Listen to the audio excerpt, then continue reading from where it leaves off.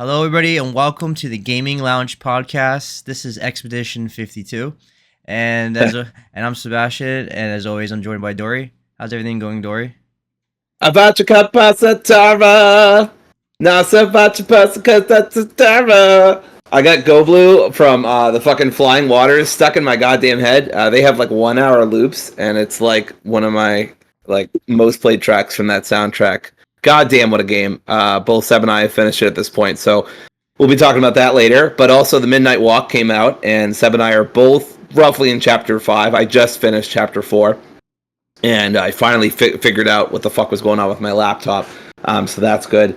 And yeah, we're also going to talk about a bunch of news, right? Gears of War is coming out for multiple platforms, including one platform that will make me go on a gigantic rant against some of you sickos. And then besides that, we got new gameplay for Mafia the Old Country, which I'm excited about, and Grand Theft Auto 6 trailer and news, since they were like, well, we delayed it, so let's give you another trailer so we can break the internet again.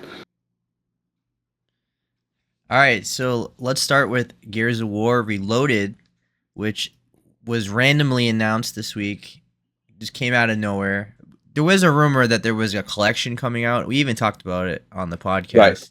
But in this case, it's just the first game. But as rumors were hinting at, it is coming to PlayStation 5. So for the first time ever, a Gears of War will be on a PlayStation platform, which is insane. I mean, Gears of War is a pillar of Xbox. When you think of Xbox, you always think of Halo, Gears of War, and Forza. And now Forza and Gears of War are both on PlayStation now. So that just leaves Halo, right? Yep. Now, so Gears of War Reloaded is coming out on August 26th this year. It is going to be $40. Of course, it's going to be on Game Pass, I would assume, as well. Safe bet. It has cross features, so it has cross play and cross progression across all of the platforms. So all the platforms being Xbox, PlayStation 5, and PC. It has visual and performance upgrades. It has a 4K resolution in the campaign, 120 frames per second in the multiplayer, and it has HDR, VRR, and spatial audio support as well.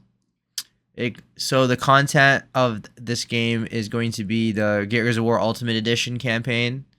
It's going to have the bonus campaign act and all the classic multiplayer maps. It's going to have the full character and cosmetic rosters. It's going to feature, of course, the 2-player co-op, which is the best way to play Gears of War, in my opinion. And it will have the 8-player online multiplayer. This game also is going to have a free upgrade available if you already own the Ultimate Edition. And, of course, this is going to set the stage for the upcoming Gears of War E-Day, which is a prequel to this game. So, right, very exciting news. I would love to play Gears of War again. It's one of my. Yep. It is my favorite Xbox franchise. I've loved Gears of War, especially the first 3 games, but first one has a special place in my heart. It's like the game I think of first when I think of the Xbox 360 era when I was like 12. So that game was like a marquee game for me. And the Ultimate Edition they released I want to say 10 years ago maybe or something like that, was really good and really fun. This game just seems like this is just a 4K up-res of that version. But in this case, it's coming 10 years ago. Almost exactly. August 25th, 2015. Yeah. So the big difference is it's going to be a better version of that, but it's also coming to PlayStation and Steam. Because if you didn't know, Gears of War is not on Steam. It's only Gears 5 is, and Gears Tactics. But Gears 4, and then the first 3 Gears of War games are not on Steam. In fact, Gears of War 2 and Gears of War 3 are not even on PC. You can only play it on the Xbox 360. Wild. So if you have PC Game Pass, you can't even play Gears 2 and 3. You have to own the Xbox. I think it's the same way for Halo 5 as well.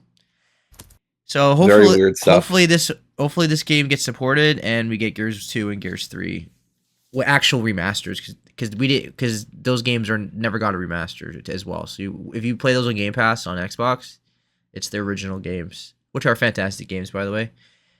All right, Dory. So how did you feel about this news? I'm really excited for a lot of it. I want to lead off by saying that if anybody I know decides to play this on PlayStation instead of another platform, I will break up our friendship. I will disown you in whatever legal manners I can pursue you. I will. That is sick, deranged, demented behavior. Please don't engage in such. But in all seriousness, it is great. It's coming to more platforms. But I mean, as somebody who grew up in the mid 2000s and played Gears of War on an Xbox 360, the idea of it being on a PlayStation is fucking. It was fucking weird when we talked about it the first time. It's still fucking weird now. It hasn't gotten any less weird. It's still exciting. I'm still glad more people are going to be able to play it on a more serious note. But I do find it very strange, and I will not be playing it on PlayStation. Obviously, I'll be playing it on Game Pass or PC or whatever.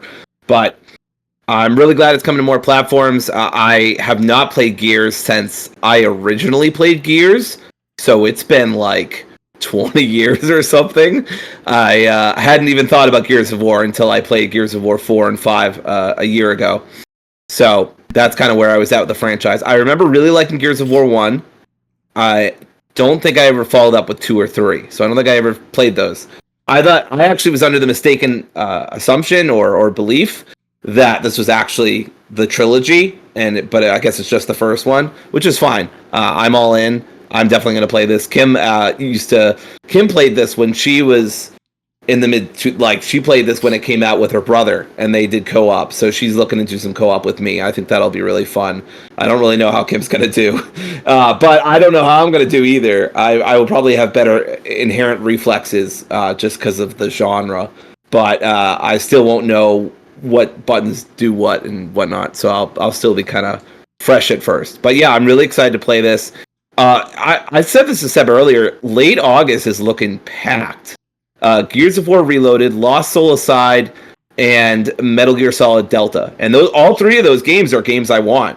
So it's not a case of like, well, I could skip this, I could skip that. All three of those games, especially Lost Soul Aside, I really want. So packed around the time of my birthday. Hint, hint, nudge, nudge. Not necessarily to Seb, just in general. August has some bangers in the last couple of years. I mean, August had Baldur's Gate 3. That's true. That is true. Yeah, God, that was such a great month. I think I lost my entire August to that game. Yeah.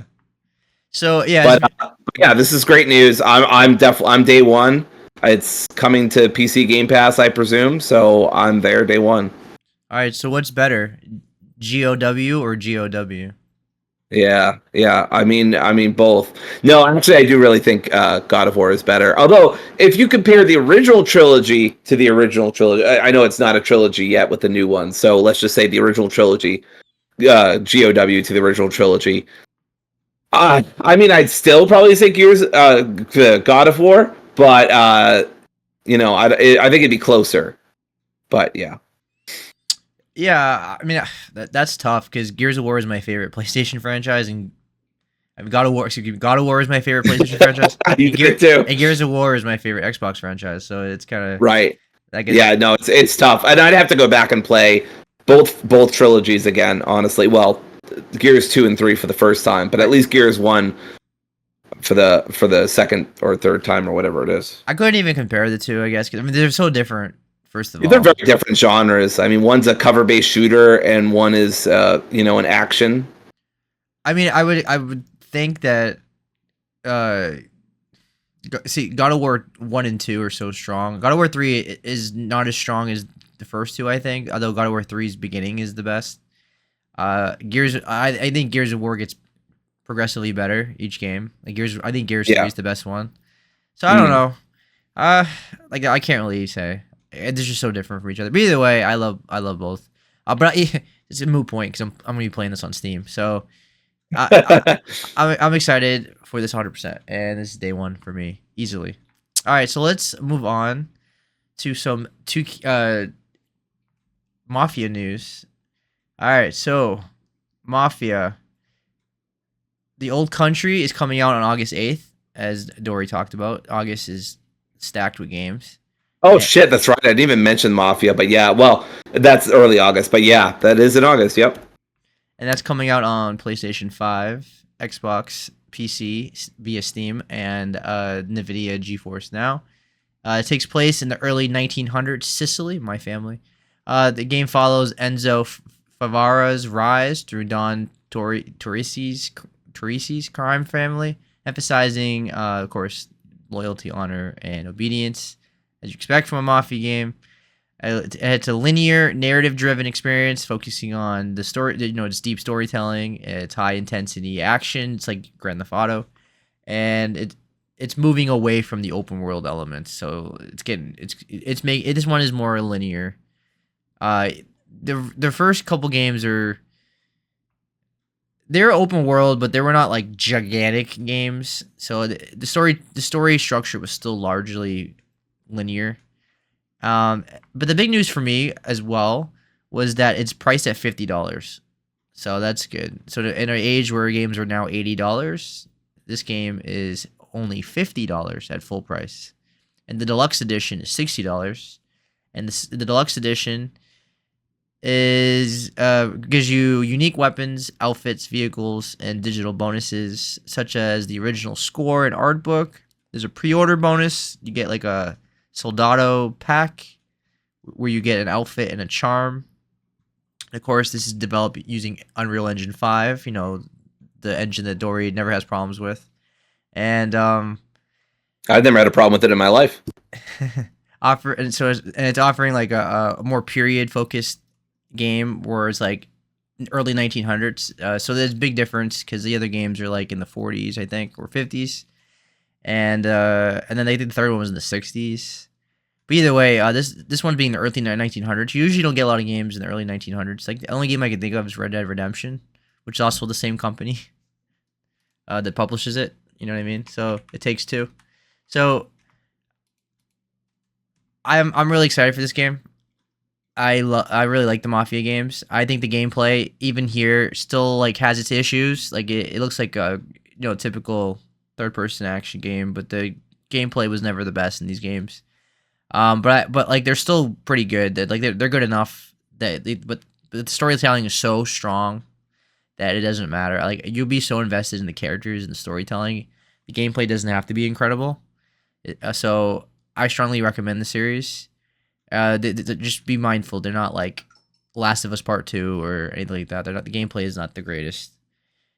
So Dory, what'd you think of this trailer or news or anything? It made me want some pizza and some pasta. No, I liked what I looked. I liked what I saw, and I did look at it. The graphics look impressive, and there's definitely some stealth elements to the gameplay. You could choke people out, but also when shit hits the fan, you can get out a knife or you can get out a gun. You can throw the knife, which is really cool. And of course, everybody's favorite part of the Mafia series that no one has ever had any issues with at all, the driving. Everyone loves that part. Famously love it. Yeah. It looks really good. You can kind of blind fire, which I think is cool. I mean, it's not like a new feature or anything, but it looks good in the trailer. Yeah, I'm excited. I'm probably day one. I don't know if this is coming to Game Pass. I don't think it is. No. Okay, so I'll probably either get it on PC or I'll get it on PS5, but yeah, I don't have the issues with Unreal Engine anymore, thankfully. I think I've only tried one game on it, but I think my issues are now a thing of the past, so that's good. But yeah, this looks good. I'm a sucker for a good Mafia story. Actually, I have Mafia 1 and 2 via Seb, so I will be playing those at some point, the definitive editions. And you have the third one too. Yeah, we don't talk about the third one. No, I'm kidding. No, you should play the third one. I know it has some good moments. The best comment I saw on the IGN trailer says Red Dead Mafia Uncharted Origins 2 remastered.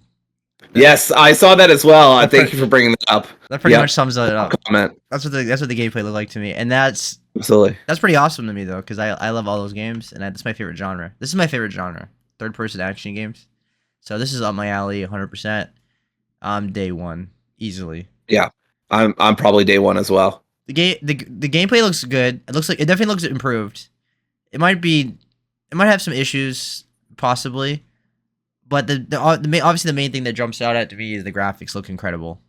Like this game really looks good, which I expect from this company. Like their games usually look good. So yeah.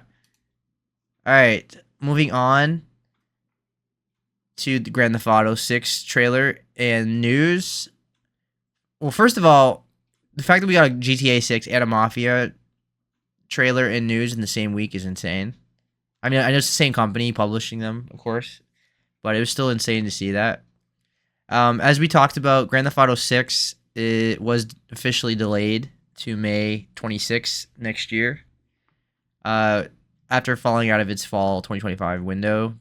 Now, we never really got a concrete release date before, but like Takes-Two was like constantly saying like, yeah, we're definitely aiming for late 2025. We'd be good. We'll probably get there. And then, yeah, to no one's surprise, it got delayed. And obviously, people were disappointed, but obviously, it's going to be the biggest game of the year next year. So, what did this do? Well, first of all, it impacted everybody, including the major publishers, EA especially. I saw articles talking about EA. They adjusted all their release schedules to avoid competing with GTA 6, and that's gonna be everybody else. So if you have a game coming out in May, get the hell out of there while you can. You got a year to prepare, and then they released a trailer for GTA 6, and that broke all records, and it became the most viewed video game trailer launch in history, with nearly 500 million views in 24 hours. They also gave us They also showed off the map, which is the biggest map in the franchise history, and that's saying something because the maps in this game are huge. So they gave us a ton of areas. Of Vice City, and then they gave us a trailer that focused on the two protagonists, is Jason Duval, and he's a former military man who turned into a criminal. And then you have Lucia Caminos, who's an ex-convict from Liberty City. And this is the first time a female lead is starring in a GTA game, in a mainline GTA game. So the first time you can play as a female protagonist. Of course, this game being a huge influence, the soundtrack the songs in the soundtrack got massive appeal, and they had spikes in the streaming services. And obviously, this game is huge influence of pop culture. GTA is one of the marquee franchises in gaming. So, Dory, what did you think of the trailer, and what did you think of the news overall? Yeah, I liked. I think one thing that came to my mind while watching this trailer was I think it was funny that some people were speculating whether the two leads were brother and sister at first. I think this follow-up trailer, if not the first trailer, made it very clear that hopefully they're not. Even the first trailer, that would have been weird. They're in bed in the first one. Yeah. But either way, I just crossed my mind because I remember some people speculating about that and what their exact relationship was, and yada yada. But yeah, I mean, it looks really impressive. It looks really big. It's the usual kind of thing with GTA 6 where you have this huge sprawling city area and you just have like a ton of people to talk to, colorful characters, kind of realistic activities to get involved in. Looks like that she got out of jail and he's kind of getting her so they can do, some big heists and stuff like that. Something goes wrong. It's pretty classic GTA. There's going to be a lot of social commentary. It's already got 5.6 million, thumbs up, and it has almost 1 billion views. Yeah. Yeah. Oh my God. I've never seen a number that big on YouTube, so I had to think for a second. And it's also number 32 on trending. So, easy score goes wrong. Jason and Lucia find themselves on the darkest side of the sunniest place in America, in the middle of a criminal conspiracy stretching across the state of Leonida? I don't know. Florida. Forced to rely on each other more than ever if they want to make it out alive. But yeah, it looks great. I don't know if I'll get it. If I do, it'll be the first GTA game I've gotten since, I want to say Vice City, San Andreas. It's been a long ass time. Very, very long. So we'll see. But yeah, it looks good. That'd be ironic if you got it. If the last game you played was Vice City, because I know for a fact I had Vice City because I may or may not have played it when I was too young to play it on a scratched copy I got from a friend or something. So, but it did work. So I definitely played Vice City. I'm pretty sure I played San Andreas, but I don't remember. And then I never played 1, 2, or 3. And I don't think I played 4 or 5 either. So, yeah, I played the weird non-numbered games. So I enjoyed both of them. I remember I enjoyed both of them when I was younger. So, but yeah, one of the first kind of GTA games I'd play since then. So that's a long ass time, even if it's San Andreas. So the first thing that jumps out to me is the visuals. They look incredible. Yes. Like absolutely insane. Like it looks, I want to say next gen, but it looks like as current as you can get. Like this is high quality. Like everything looks high quality right off the bat. Second thing that jumps out to me, of course, is how this being in Florida, South Florida. I've never seen a game capture my hometown better than this. Like this is so spot on. I mean, I don't live in Miami. I'm not from Miami, but I'm 90 minutes north, and I'm considered in the Miami metropolitan area, being in Palm Beach County. So I am basically in Miami in that sense. Everything I see in this trailer and the other trailer as well is something I've seen in my life almost every day. Like just the way the streets look, the cars, the way people dress, the sun, the palm trees, the lighting, the way buildings are designed and look, the way the bars look, the docks and the beaches. It's insane how well they've captured South Florida. Like it's like basically they just got real life. It's like the flight simulator, but like with GTA. It's insane how realistic this is. I'm invested in the characters. I'm invested with the story, and I'm invested with the music. This game is like, it's easily my most hyped game. Hopefully, we all survive another year to finally play it. It's been a long 12-year wait since GTA 5, and it'll be 13 years next year. It's like waiting for Kingdom Hearts 3. It's been a long wait, so I'm glad to finally hopefully get it. They'll be shocked if it gets delayed again, to be honest, though. So I'm not. I still have an expectation that it might get delayed again, but it seems like it's mostly done. Like it seems like it's all but finished at this point. The fact that not only did they release a trailer, but they gave us so much like character biographies and wallpapers and soundtracks, and like they went all out with like the release. Like I think the plan there is that they're like, yes, we know it sucks that we're delaying this game for another year, but like, look at it, it's done. We just need to polish it, yeah, to dust at this point, and just wait it, give us another year, and it'll be ready. Because look at it, it's pretty much done. This game's gonna be incredible.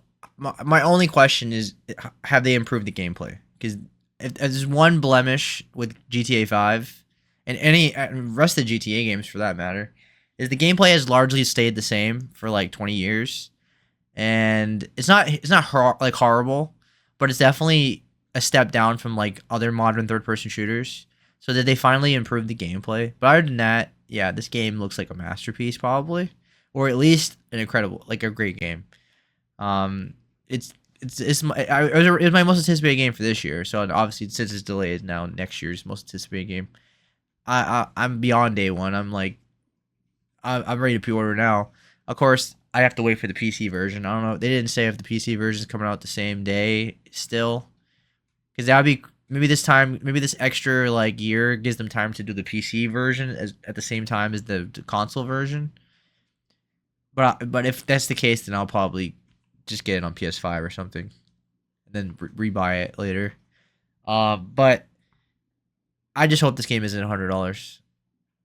That's my concern, but I don't think it will be. I think it'll probably be 80 at most, and probably Yeah. I've heard it. I thought I saw a story about how a dev said that it was worth $80 and that no one else could match what they were offering. I think I'd probably buy it for $80. I think that's like the one exception I would think. Yeah, that'd be a tough sell for me. Even if it gets tens, that's a tough sell for me. But we'll see. But even then, if it's like the PC version, like they actually comes out like on like day one, there'll probably be Steam keys. They're like $72 or something like that. Sure, that's a little bit. Yeah, and I could definitely see 60 or 70.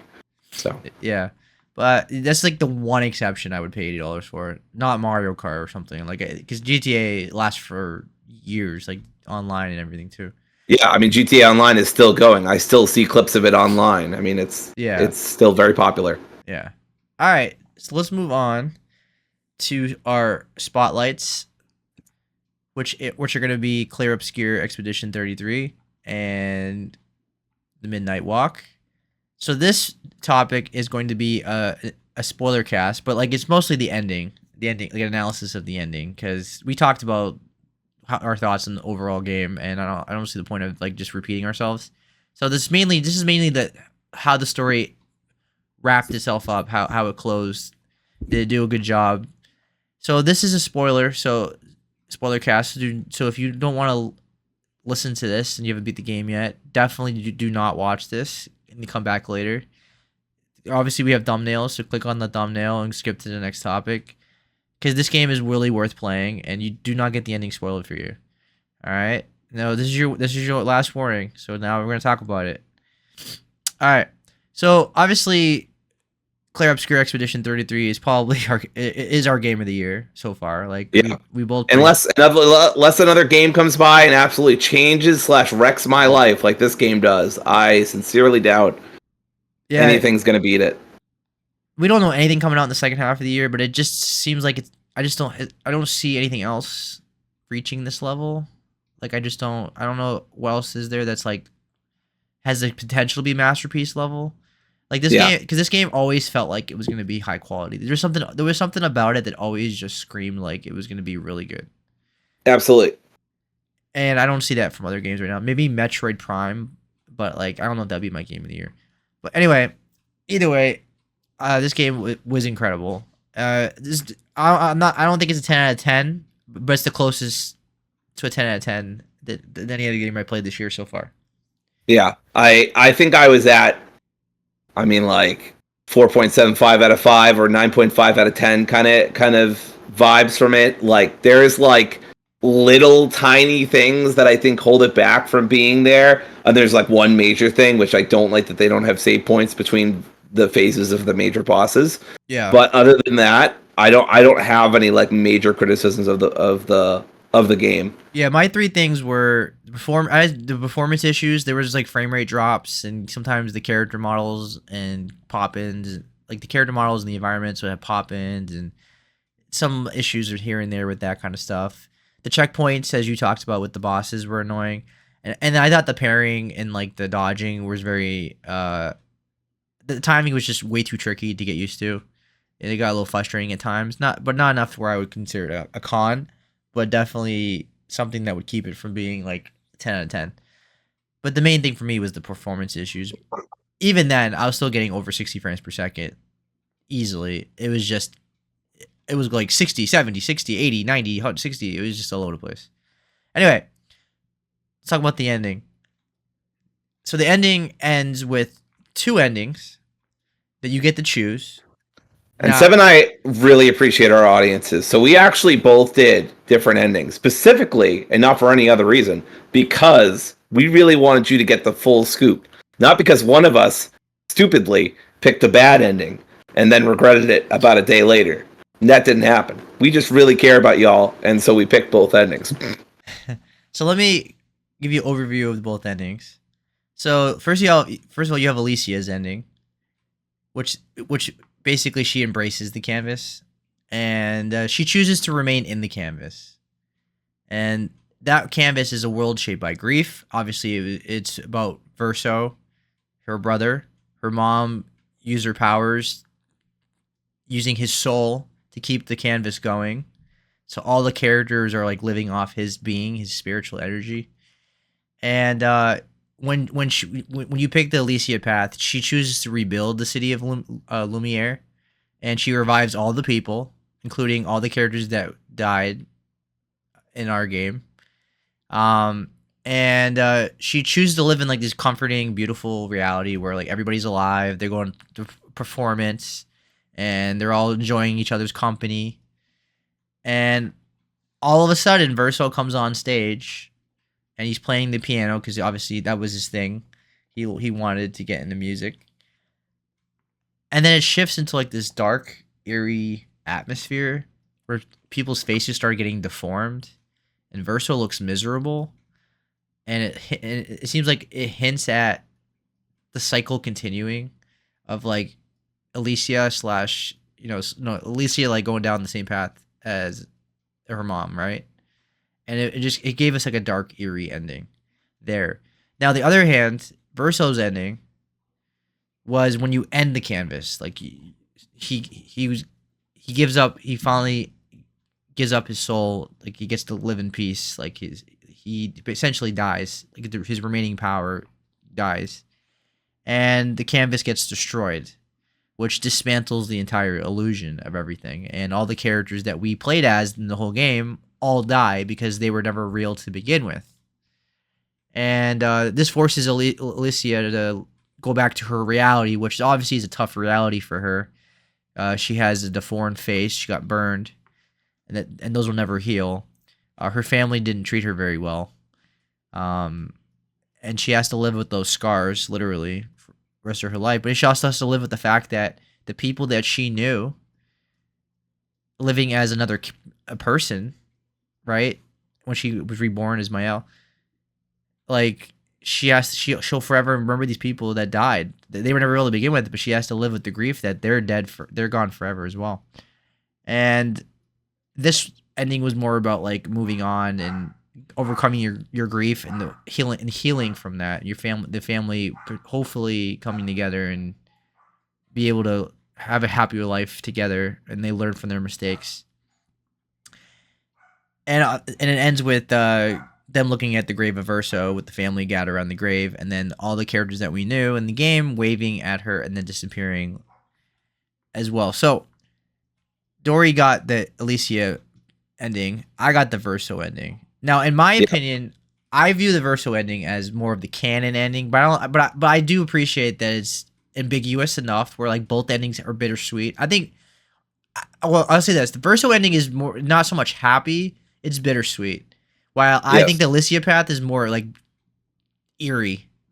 So I want to point out why I picked the Alicia path, right? So you go throughout the whole fucking game, right? And Alicia's concerns and her ideas about her life are constantly being dismissed by the family. And, I love Alicia and I love Mael. And I'm honestly at this point researching how to cosplay as Mael because I just love her character so much. But anyway, that's neither here nor there. So I was very much Team Alicia, right? I was like, Alicia can do no wrong. And then I picked that ending and I was like, well, maybe Alicia can do one wrong as a treat. But I didn't. And Seb and I already talked about this, so this is mostly for the benefit of the podcast.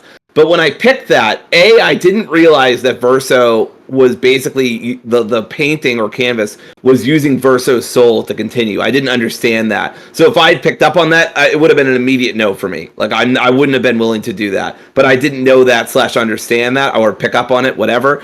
And so I was like, okay, Alicia is not going to keep Verso in the painting. There's no way. She would never do that. Yada, yada. Now, I knew that the canvas could corrupt her, but I was trying to be all optimistic, like, well, it's really nice they're all going to be together and stuff. Obviously, it's not reality, but, like, what kind of life does she even have with her family who's constantly dismissing her, and she can't even talk, and obviously, you don't have to be able to talk to have a life, right? I mean, you can learn sign language and stuff, but this is, like, the mid 1900th, 20th century or some shit like that, right? So, I don't know. It's really tough for somebody who's got the kind of deformities that Alicia has. So, I was very sympathetic and empathetic, and I think that blinded me to a couple things that the game had kind of already said, which I knew or didn't know about in the case of Verso's Soul. And as soon as we were getting into it, I was like, okay, well, this seems nice.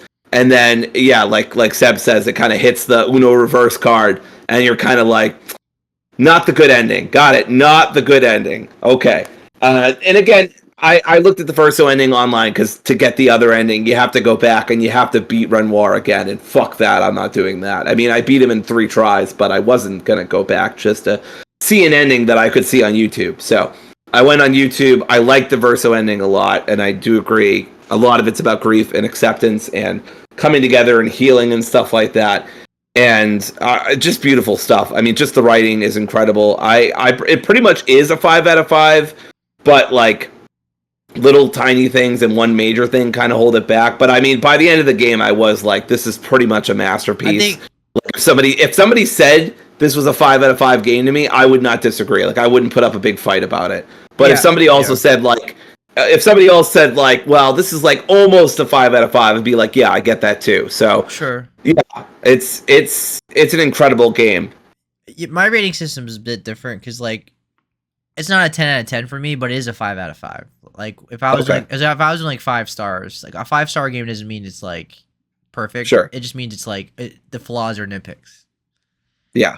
And I think that's what this game is. Honestly, again, if it wasn't for the lack of save points between phases, I think I'd only really have nitpicks. And the nitpicks are like, too many bloom effects on the lighting. Yeah. Sometimes like lip flapping can be off. Yeah. And I don't. That's it. Like I don't know. Like maybe we said something last podcast and I can't fucking remember. No, I think it's everything.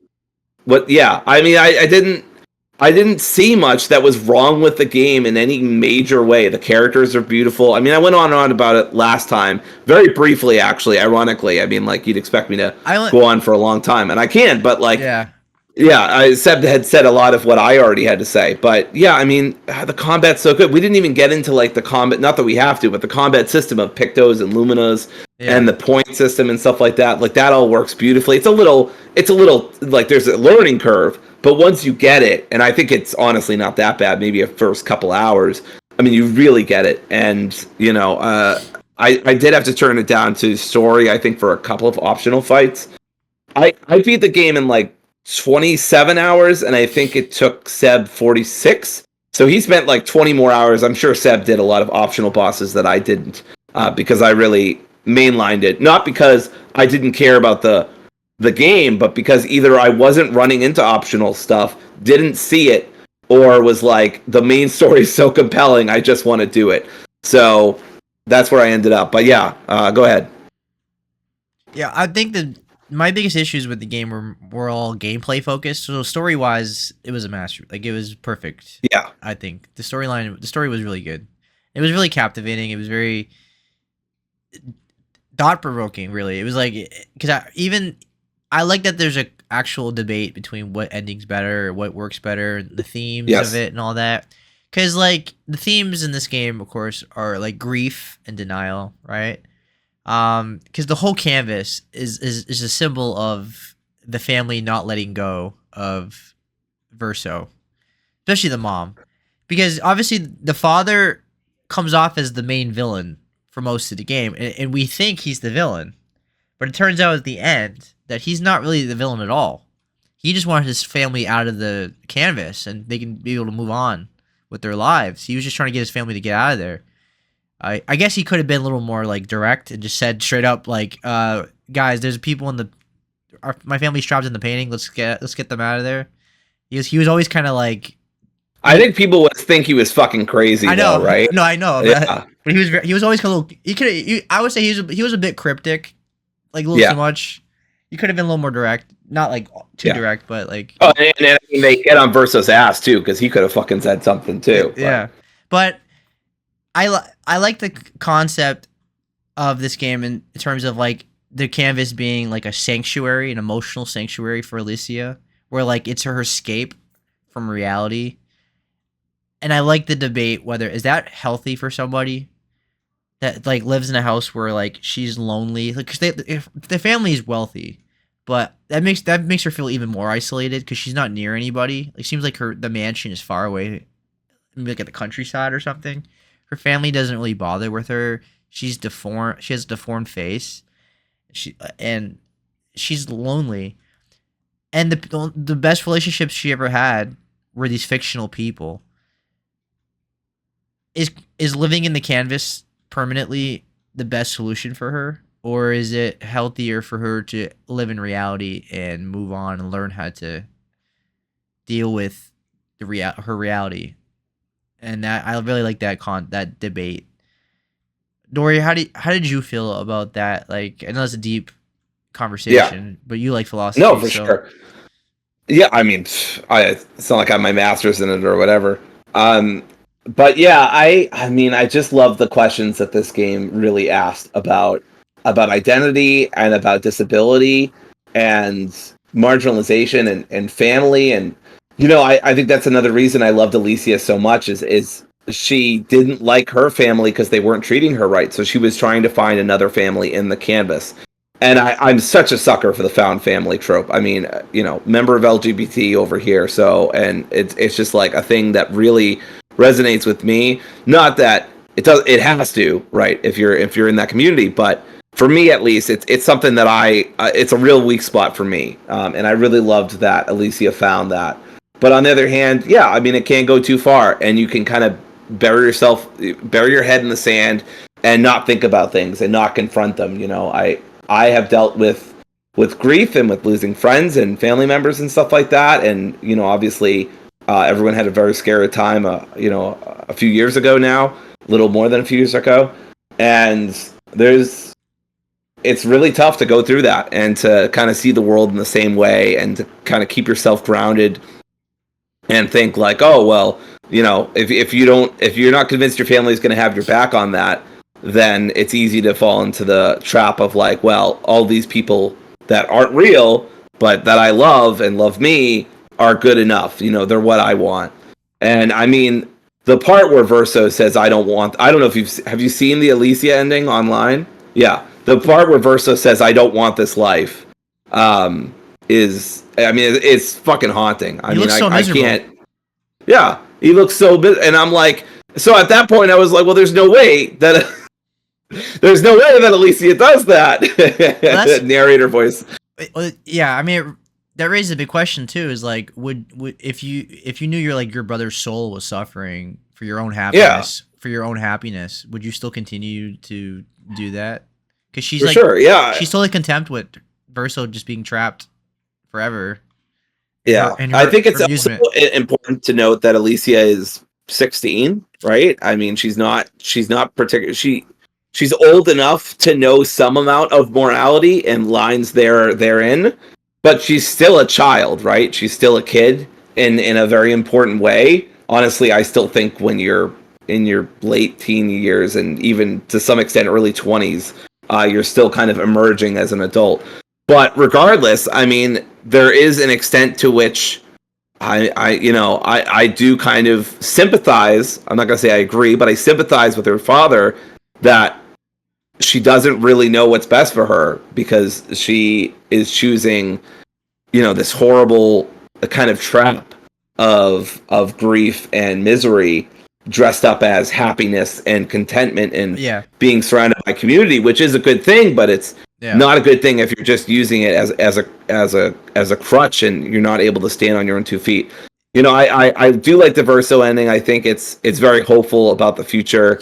It did give me some kind of It Takes Two vibes with the mom and the dad kind of holding hands, and I'm like, didn't you two just try to kill each other like multiple times? Like, I knew it wasn't real, but like, I don't know. But that's okay. It's the ending, and I it's fine. But I thought it was funny. But yeah, I mean, it was done really well, and I don't think I can get pretty emotional at stuff. I mean, I was just watching the latest Last of Us 2 episode where Ellie does the song, and I lost it. I started crying. I don't think I cried to this game, although I got close a few times, which I'm surprised by, because this is definitely the kind of game that would hit you in the feels. I had already kind of been spoiled on Act 1, like I kind of knew what was happening, but like also I had figured it out somewhat by myself, because I was like, why is Gustav like, why is Charlie Cox like not in any of the media, which is probably just because he's doing Daredevil season 2, but like, why is he not doing any of the media? And like, how the hell did they afford Charlie Cox for the entire game? So I'm like, how is he the main character and he has this many lines for the entirety of the game? And I'm like, and also, where the fuck is Ben Starr? And then after Act 1, you're like, oh, okay, I understand now. But yeah, I mean, it's just incredible. The story of how this game was made, I don't know if you've seen the news stories, but they found the composer, Lorien, on SoundCloud or some kind of indie composer website that he had never used, that Lorien had never used before, and the game director had never used before. And they just happened to find each other, and Lorien like had this demo or something of, I believe it's Lumiere, and sent it to him, and he was like, yeah, it's a bit shit, but I mean, like, maybe it's good. And it's just, the guy goes on to make 150 tracks of pure cinema. I mean, there's so many songs that I love. The Alicia song, the Aline song, the Lumiere. I've already talked about the Flying Waters battle theme, which I talked about, is just amazing.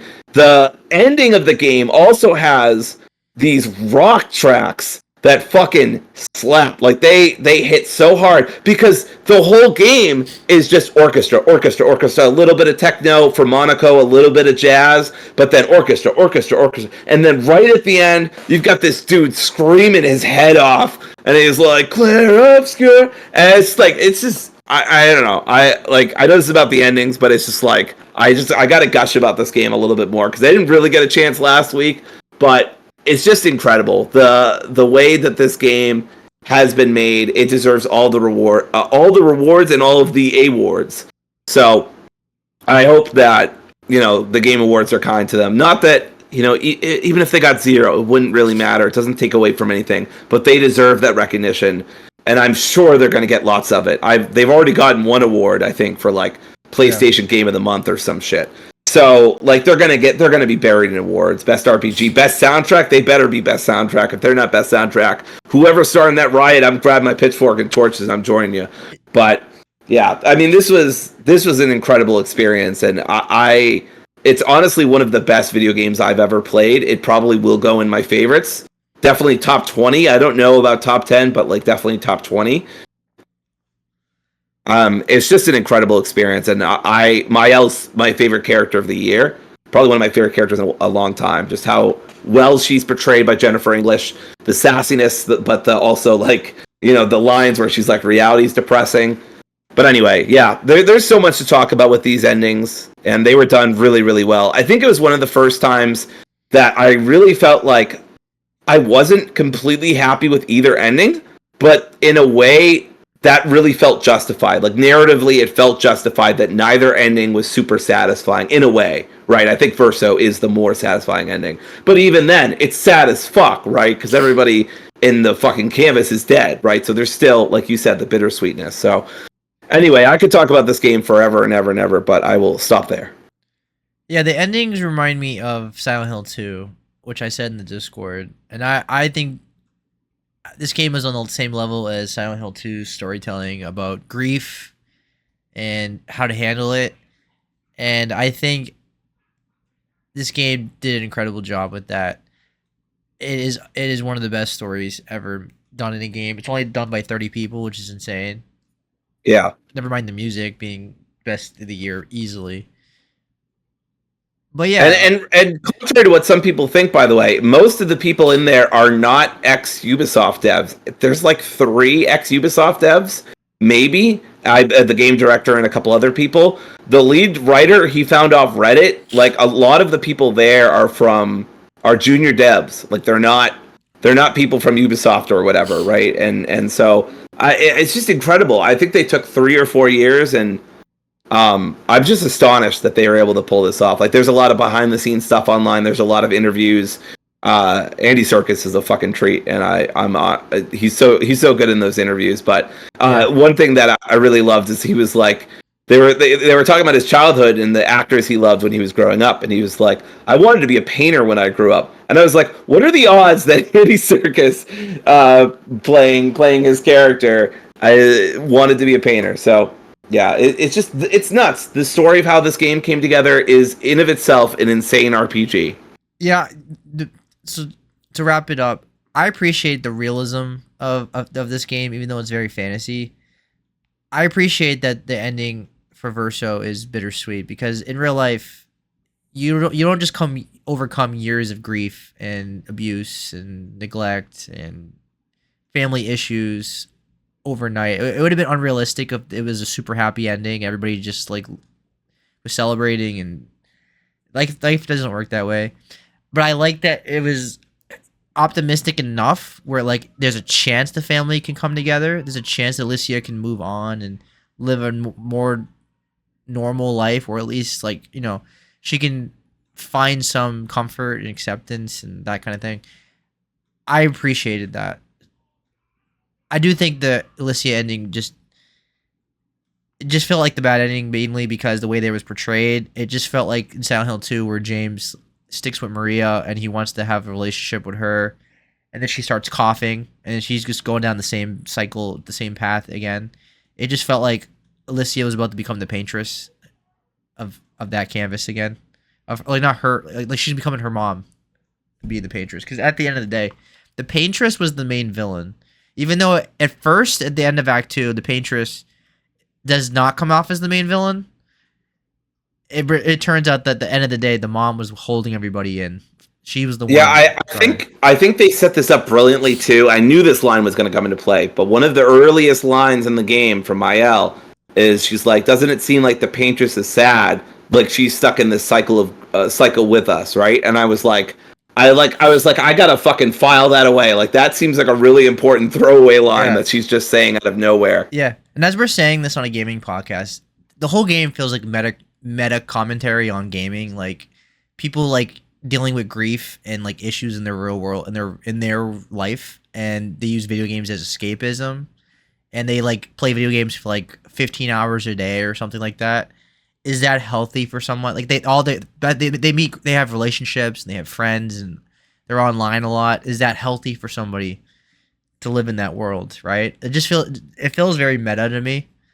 Like the first thing that comes to mind is like World of Warcraft, for example, where like people used to live and breathe World of Warcraft, and it was like the big conversation on the news, and like I just watched the documentary of that one kid. I don't know if you probably have never seen it, but there was a kid that was like very strongly handicapped, like he could not move his body, but he left such emotional impact on his guild in World of Warcraft. This happened like in Europe. That like when he passed away from his illness, like there were random adults like emailing and calling and like his parents and telling him how great of a person he was and showing up at his funeral. Like that's a very emotional documentary. I strongly recommend it. But that shows you the power of video games, and like I think this game feels like a meta commentary on that. And I really appreciate it for that. But at the same time, I do think it's not healthy to put like that kind of hours into video games as like your escape. You know what I mean? Like I feel like it's healthier to learn how to handle reality and learn how to like flow through it.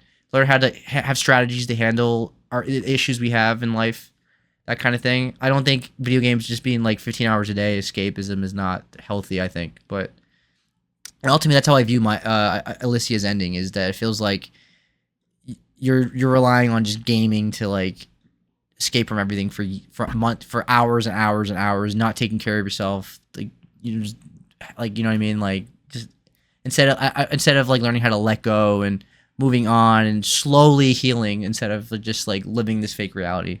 I don't think it's healthy to live in a fake reality, but that's my interpretation of it. So, all right. So overall, fantastic story, masterpiece, and Dory and I both absolutely love this game, and I just love the conversation about it. So I was really good spoiler cast for that, and then we can finally talk about the Midnight Walk. All right, so the Midnight Walk is a game that Dory and I both got to Act 5 or Chapter 5, and that's like the last chapter, I believe. And I played this game for 3.5, 4 hours today, like in the morning. And I'm already near the end, so obviously this game is quite short. Yes. So let's start with. You want to start with the pros, or you want to start with the cons first? What would you rather start with? We can start with I feel like the pros are more important than the cons, but Okay, yeah, let's just start with the pros. So let's start with the pros. So first of all, the visuals in this game are awesome. Yes. I mean, it has a very unique art design, because like obviously it's not it's stop motion, right? It has like that South of Midnight and claymation. So it has the South of Midnight kind of like frame rate, which looks really good. It looks amazing. It has that Tim Burton-esque world that I really like. Especially, it reminds me of Lost in Random, which obviously I think they made, right? The same people that made Lost in Random. Yes. Some of the same people. Yes. Some of the same people. So you can see that in this game as well. Definitely a Tim Burton inspired game. The sound design in this game is amazing. There's a lot of tension, a lot of the atmosphere in this game is incredible. I really love the dark atmosphere in this game. It is a horror game. Not like it's really not that scary if at all, but it might be scary to some people. I think the gameplay has some cool things into it. Like that's one of my issues with the game is gameplay, but we'll talk about that. But I do like the idea of like I like the eye mechanic where you close your eyes with the red and it changes the reality around you. I was always waiting for something to jump at you when you open the eyes again, but that didn't happen. Yeah. That never happened. Never. No. The narrative, I like the narrative overall. There's some emotional moments actually in this game, especially with the one. It was like the bird lady. She was like grieving, and I thought I was interested in that story. And obviously, this is a VR game. First and foremost, this is a VR game. Like even when you play this game without VR, this game was clearly made for VR. Like everything, the way everything pops in and like the way the characters move around and the environments look, it's clearly meant for VR. So like just be mindful of that. If you have VR, play this in VR. This game was clearly designed for VR. I think the single player, like the outside VR version, came after the VR version because the VR, I feel like this game was clearly made for VR. Dory, what do you think are the pros in this game? Yeah. So I love the art style here. It's so good. It looks really really impressive, especially for a small team. It reminds me of, obviously it reminds me of their previous game, but it also just reminds me of like, Tim Burton mixed with claymation, that kind of spooky vibe. I didn't really think anyone would be coming for the title for Bloom Rage in terms of like a vibes fest. But like, I don't know. I kind of really like the vibes here too. And I almost think they're better just because like I kind of like the idea of a very dark world and you're giving light to it over time than a normal world that is slowly but surely going to hell, right? In a way, in Bloom Rage. So I kind of feel like there's more beauty in the darkness going to light than the light going to darkness. This feels like another deep philosophical conversation, but let's skip that. Yeah, just the claymation's impeccably done. It's very, very well done, and I love it. It's my favorite part of the game by far. I'd honestly say this is some of the best art style all year. I would say it's I would say it's the main selling point more than anything else. Yes, if I would sell this game to anyone, like yes, the art is incredible. Yeah, we should talk about, speaking of selling point, we should talk about that $35 price in the cons, at least in my opinion. Yeah. But I really like the sound. The music is beautiful. It's haunting. It's impactful. I'm not saying necessarily. I hate to say this. I'm sorry. It's not exactly Expedition 33 levels of haunting and beautiful. No. But in its own way, it's beautiful and haunting. You itchy over there? Yeah, that's not fair anyway, because Expedition 33 is like one of the greatest soundtracks ever. Sure. That's why I said I hate saying it, but it just popped in my head. But yeah, very different games, very different aims. It's not really a big deal. And I really like the story. I like the story that they're telling. I'm not necessarily picking up all the pieces. I am kind of mainlining it. I have watched some of the videos of Where Did the Sun Go. I am picking up some of the collectibles, and I am talking to a lot of the characters, some of whom I don't need to talk to. So like, I am piecing the story together, but it's not like a huge deal to me. But I do like it a lot, and I think it's really good. But yeah, I think those are my main positives. I do like the gameplay every now and then. I do find the stealth satisfying when it works. Sorry. And yeah, I actually have to go feed her, so I'll be right back. Go ahead and talk about it. All right, so I'll talk about the cons of this game. First of all, I think the gameplay is a bit too limited. I think the puzzles are very simple, and the challenges were very simple. There's just no complexity to it at all. I think this game is too short for for the price tag. It's $40, and you can beat this game in like 4 to 5 hours. Now I don't mind short games, but for $40 on the price tag, a little on the high end, in my opinion. I mean, don't get me wrong. You can. There's nothing wrong with. I don't equate value with like the length of a game, but at the same time, $40 for a 4-hour game is a lot. That's my one of the issues with VR games in general is that price tag, because there's a lot of 3-4 hour experiences in VR that are like $40 and it's just too much. Uh, Biggest issue with this game is performance issues. Way too many performance issues. Characters don't respond properly.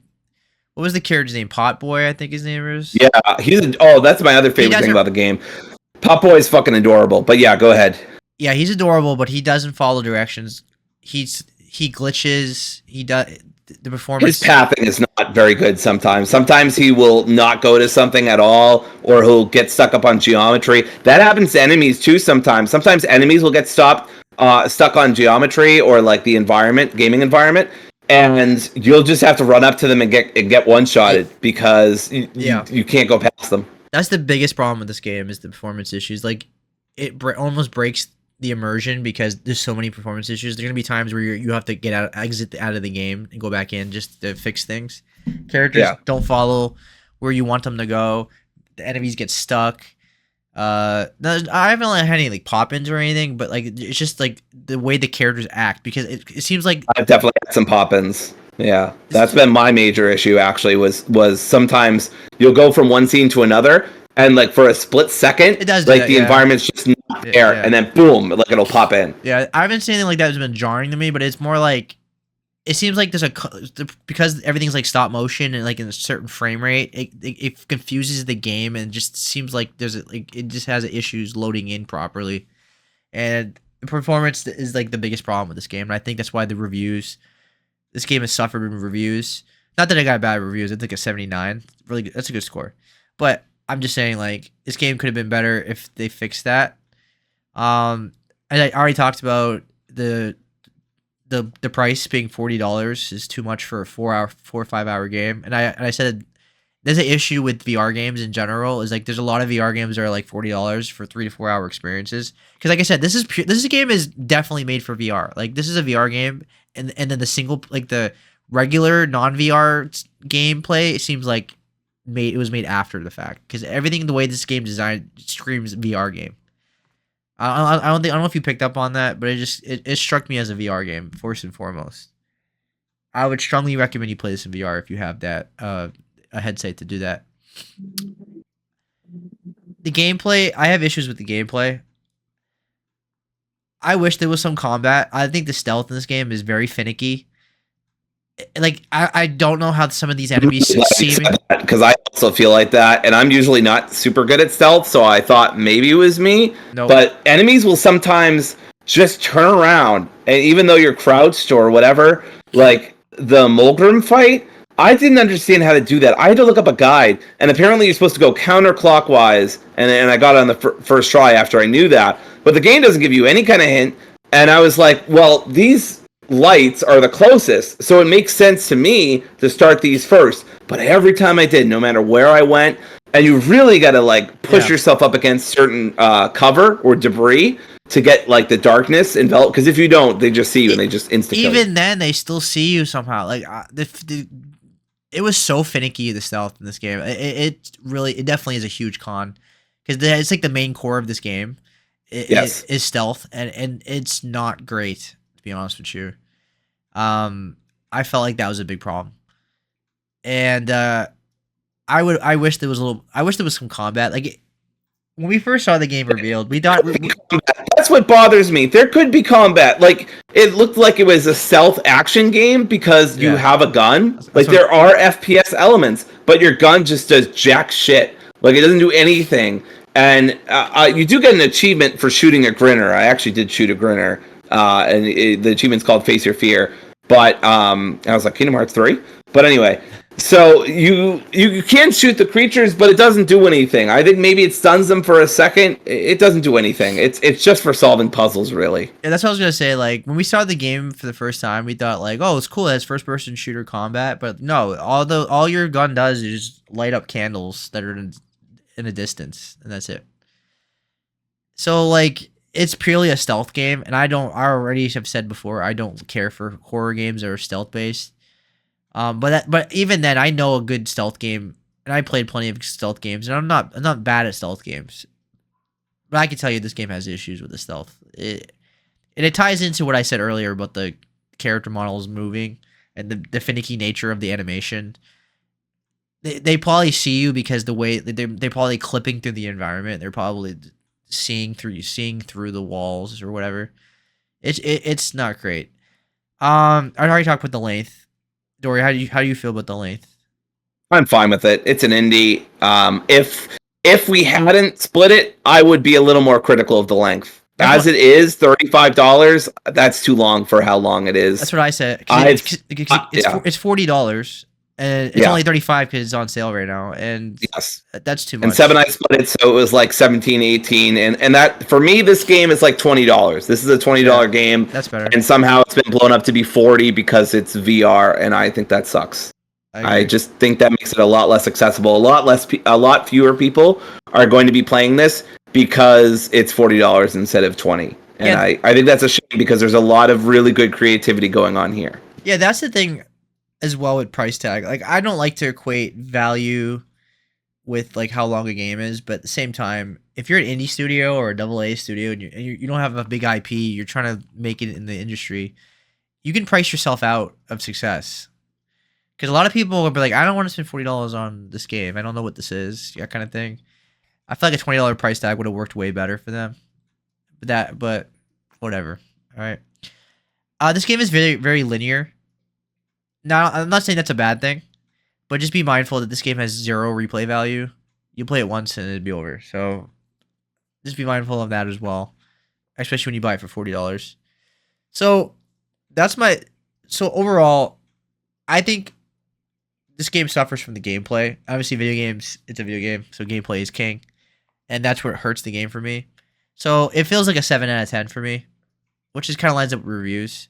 I think the art style... I completely agree. Yeah, the art style and the music are fantastic, and that keeps it being a 7 for me. But because the gameplay, it just has a lot of issues, it's a 7 out of 10 for me. Still a good game. I had a good time with it, but... Cute dog. Okay, sorry. It's ADHD, distracted. Overall, the gameplay hurts it, but the animation and the music and the art style is worth the playthrough. And the voice acting and writing are largely really good too. So yes. I think it's just like it's really strong presentation, aura, vibe, whatever you want to call it, and then the gameplay just kind of brings it down. Unfortunately, this is one of the most 7 out of 10 games I played all year. It's not bad. It's good, but it's not great. It's got redeeming qualities. I would recommend everybody to play this on sale. Wait for a sale. I wouldn't get it at $35. I would wait for it to be. Yep. I think eventually this will go. I don't know how VR games work, Seb. So you might know this better than me. But I would wait for a sale. Yeah, VR games go on sale too a lot. Same as the other game. It's just the $40 is probably because it's a VR game, and VR games always seem to be $40 or higher for whatever reason.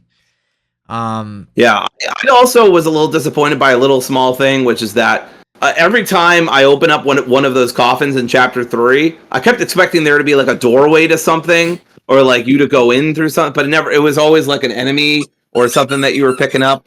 Anyway. Yeah, so some of the stealth could have been better, and because like there was times where like the enemies just were always everywhere. Do you ever have like situation where like I'm like, can this person move already? And then I come out, and somehow they know where I am. I'm like, huh? There are definitely times where I felt overwhelmed by how many enemies there are, especially with the grinners. There's a particular door that you have to light up 4 candlelights, and I got kind of frustrated in that section because I was like, I can't find this 4th one, and I'm just walking around waiting for these fucking grinners to eat me, and they did, like, at least 3 times. Yeah. And again, you can't shoot them, or you can, but it doesn't do anything. Yeah. So I just felt like that was a missed opportunity, and I'm not saying, like, oh, well, I should be able to kill them, but at least be able to, stun them or something so you can get away. Sorry, dog's playing with her lamb. There was a couple of times, like you can like light a candle to distract an enemy, and like you can only do that a couple times. So it was like a mechanic that never really pops up the rest of the game. Like it was only a couple times. The spider enemies were really creepy looking, but outside the first time I saw them, they just got more annoying than anything. To stealth around, those are the problem that I had the most was like Chapter 4 with those enemies, and so. I agree with everything Dory said. I think it's a good game, not a great game. definitely play it on sale. Wait for a sale. I think this game's worth like $20. Then I would definitely recommend it. Um, just you'll love the aesthetic and the animation and the music and things like that. So that's that. Anything more you want to say, Dory, or is that it? No, I hope that we get more games from this studio. I think this is a great first try, and I think a second try could get us even better gameplay and maybe something really special. Not necessarily like, amazing or whatever, but better than this. I think if you up the gameplay, this is an easy for me 8 out of 10, maybe even a 9. But yeah, I really liked what I played, and in terms of like the story and the visuals and the music, just gameplay where this really comes, kind of crashing down a little bit. Yeah, agreed. All right. So that concludes our podcast. Next week is Doom. So we'll be talking about the new Doom game, and then we'll go from there. Thanks for Which has joining been me. getting rave reviews. Yeah, really good reviews. It's in the low 80s, I think, or mid 80s. Mid 80s, yeah, low mid 80s, something like that. Yeah, so I'm excited for it. No, obviously not. It doesn't seem like it's being highly rated as like Doom Eternal, but it still sounds like a good game, or a great game, and I'm very excited to play it. So we'll talk about that next week. And yeah, so Dory, thanks for joining me, and you have a good night. I hope everybody has a great weekend, and peace. Peace out. Tomorrow comes.